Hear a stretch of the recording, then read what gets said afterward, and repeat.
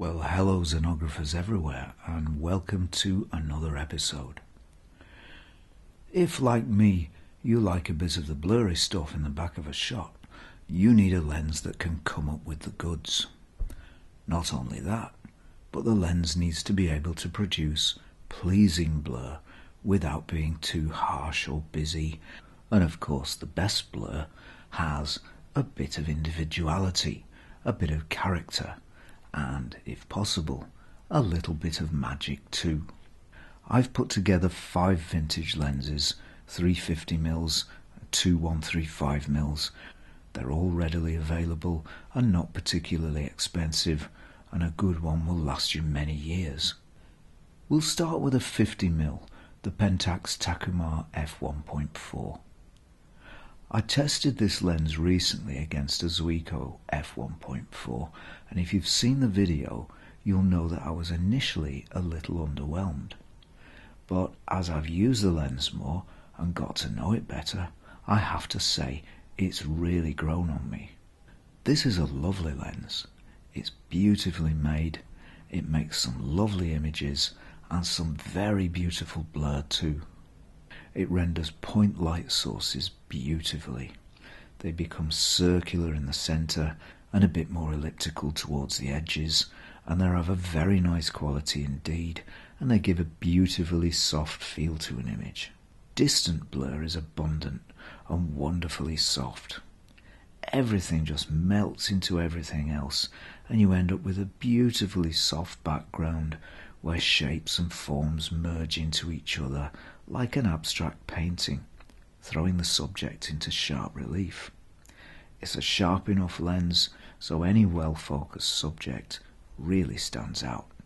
This lens is very nice indeed, and I've certainly come to appreciate it as I've used it more. But, like all things, it does have, as most lenses do, what you might call an unsweet spot, where a little bit of harshness creeps in and blur turns a bit busy, but it doesn't happen often. The look from this lens is unique. It really has a signature all of its own. I don't know of any lens that renders background blur in quite the same way that this one does.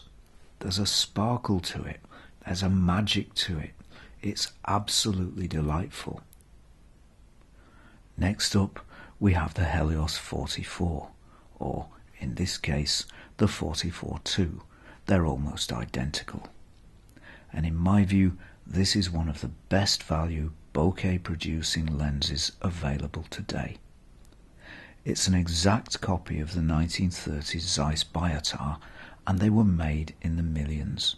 This might very well be the most mass-produced lens in the world.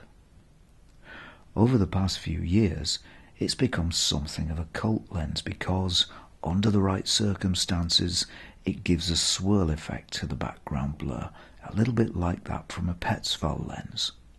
Other lenses have this effect, but it's very much more prominent in the Helios. Of course, not everybody likes this effect.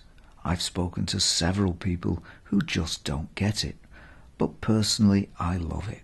And if, like me, you like a bit of swirl, this is a genuinely great lens. It's not the only swirl producing lens, but I think it's probably the one that delivers best value. These sell for between £15 and £50, and for that price you just can't go wrong. It's an f2 lens, which on a 50mm lens is about the minimum needed to produce plenty of blur. Point light sources make a fantastic display of more or less circular bubbles in the centre, becoming more elliptical towards the edges. And it's said to be this elliptical tendency that gives, under the right conditions, the swirl effect. It's not all about swirl though, because it only emerges under specific conditions, and much of the time it won't be seen. Mostly what you'll get is deep, soft blur that's almost always of a pleasing character, although there is what we might call an unsweet spot where the blur becomes a bit busy and harsh. Avoid that though, and this lens is lovely, and one of the cheapest ways to bag yourself a blur producing lens and one with real character. A word of caution though, because not all Helioses are created equal. If it's swirl you're after, stick to the 44 and 44-2. Later versions are said to be sharper but with much less swirl. And if you want the king of all Helioses, look out for the earliest version with 13 aperture blades. It'll give you slightly nicer bokeh, again with swirl in abundance. A lens with very characterful blur and a great all-rounder too. Next up is the Summit R50mm, and if there ever was a lens that deserves to be called magical, this, in my opinion, is it. It's the only Leica lens I've used, so it may be that others are similar. I don't know. What I can say though is that images from this lens have a special quality that I haven't seen from any other, and the bokeh is special too. Maximum aperture is f2, so there's plenty of potential for achieving the blurry stuff. The only drawback is that it's a rangefinder lens, so it won't focus any closer than 3 feet. It can make plenty of blur at this distance, but what it can't do is get really close to a subject and make the kind of mega blur that you can with the Helios and the Pentax. But that being said, you can get some very nice blur indeed with this lens. It's soft, it's special, it's creamy, it's smooth. It really is, to my eye at least, pretty unique. And in my opinion, this lens has a character that no other lens has. When the background is distant from the subject, say 10 to 15 feet away or further, blur is very soft, very gentle and very smooth. It's absolutely lovely, and it gives a dreamy kind of feel to an image. Point light sources behave in a similar way to the Helios. In the centre they're more or less circular, and they become elliptical towards the edges. And because of that, this lens can make a bit of swirl as well, although not quite so much as the Helios.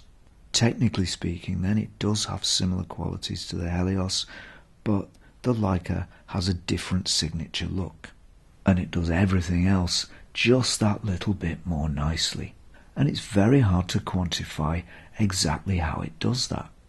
It does seem to play with light in a slightly nicer way than the Helios. Colours are warm and rich, bokeh bubbles seem that bit more sparkly, deep background blur is that bit softer, and there doesn't seem to be an unsweet spot where blur becomes harsh and busy. With this lens, blur is always soft and lovely.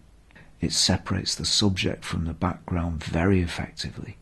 Nail the focus and it's very sharp, although it does soften up a little bit towards the edges, and it does give something of a 3D effect in images. This lens is very, very nice indeed, and it has some delicious background blur and a little bit of Leica magic too. It's the most expensive lens of this group at around £250 to £300 or thereabouts, but if you like what it can do, I guarantee it's worth every penny. Next up we've got another Russian lens. It's a 135mm, and that's the Jupiter 11.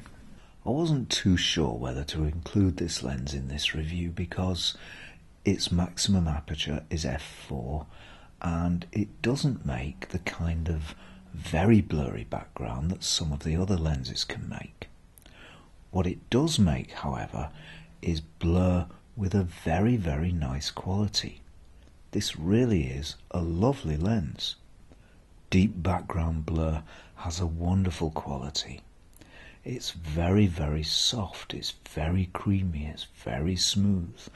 All the shapes and the colours blur and merge into each other, again like an abstract painting, and it makes your images feel very soft and very tranquil.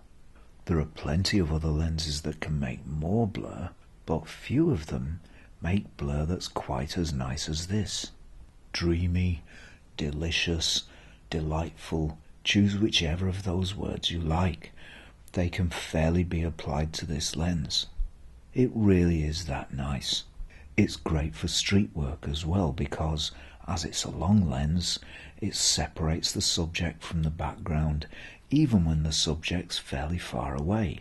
And given that the lens has a minimum focus distance of 2 meters, you really do need a fair distance between yourself and your subject. I've got some nice street shots using this lens because of just this effect.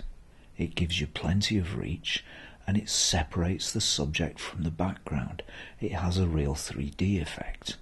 It's pretty sharp as well, and it renders point light sources very nicely.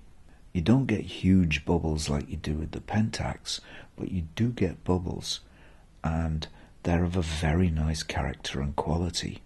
There's no discernible swirl with this lens, and it doesn't seem to have anything approaching an unsweet spot where things become harsh. With this lens, blur is always nice and smooth. It has its limitations for sure.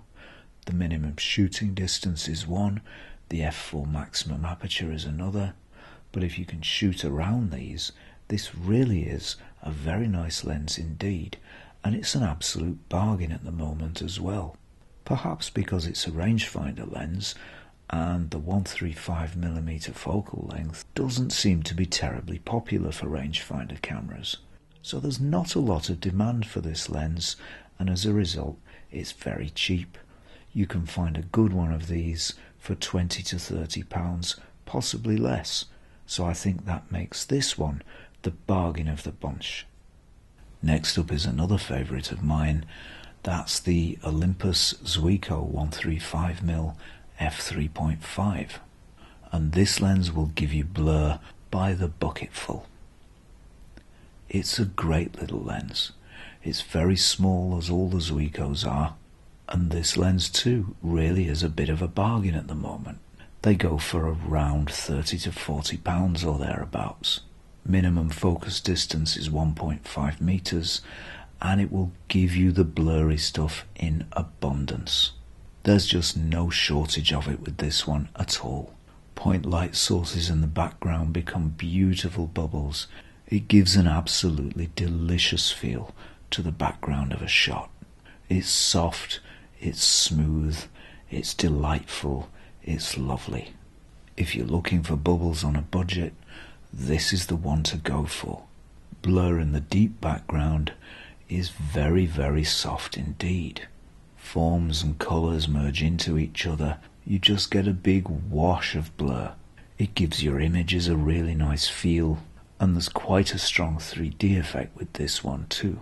It's got plenty of reach, so it's great for street photography, and if you're using it on the street, it gives you some separation even when your subject is quite distant, so your attention's drawn to the subject rather than what's going on around it. To my eye, there's nothing like a street shot with a little bit of blur in the background. The blur it does give is of a very nice quality. It's got softness, it's got character, and it gives a really great feel to your images. All in all, this is a fantastic little lens. I've used it a lot. I'm going to use it more. For me, this one is definitely a keeper. So there we are. 5 fantastic lenses that you can buy today that will give you not only plenty of blur in your background, but blur with a character, blur with a signature, blur with a resonance, blur that will make your shots more than they might have been otherwise. So until next time, that's it from me for now. Don't forget to like and subscribe before you go. Many thanks to everybody who's subscribed already and to everybody who watches the channel. Thanks for watching, and I will see you next time for some more Zenography.